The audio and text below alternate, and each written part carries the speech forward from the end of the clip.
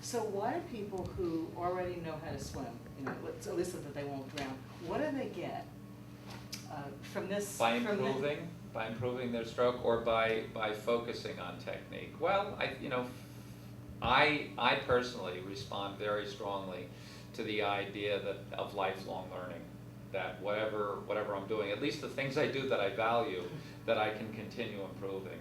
One of our philosophies that we emphasize a lot is what we call Kaizen, which is a Japanese term for continuous improvement.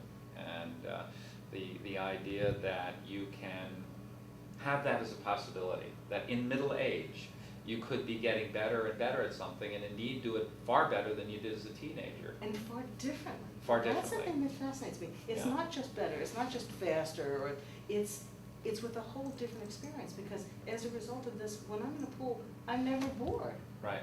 Well, it's with awareness, with a clear sense of purpose, with an understanding of how the parts work together. Well, it's also it's a whole body experience, Whole it's a body whole movement. mental experience, Right. and just what we're doing in that lesson about the pitch of the hands, that's just the tip of the iceberg. I mean, Right. Because of the hands, then the arms and the whole, and you get the feeling of being one piece, and that's really that moment where I'm actually swimming. It felt, you've probably noticed, it felt totally different. It's swimming as a movement art, Yes. not as a sport. That's now, right. even if you do it as a sport, and I do it as a sport, I swim competitively in open water and master swimming, I get the most satisfaction from practicing it as a movement art.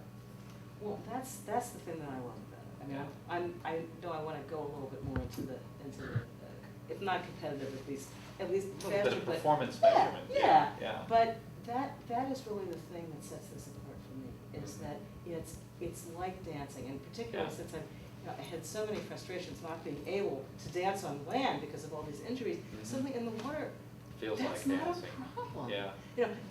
You still have some body issues of all kinds, but it's not the same. You aren't held back. There aren't the same obstacles. Mm-hmm.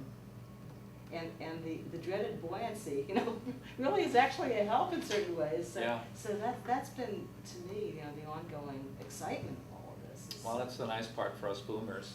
So we can get in the water, and on one hand, it's more forgiving than things we do on land. Right. On the other hand, it presents some really interesting problems to solve. Our bodies are not meant to be in water. We're not sort of wired to move in water. So figuring out how to solve the problem of the fact that water's not very cooperative for skilled movement is, the fact that you can be problem solving means that even as you're aging, you can be improving. Maybe you're not as fit, maybe your strength is declining a little bit, whatever, but you can be improving by solving these problems that are unique to water. It's a tremendously challenging intellectual and emotional and physical experience. Yeah. And, it's really changed my life. So it sounds pretty all-encompassing.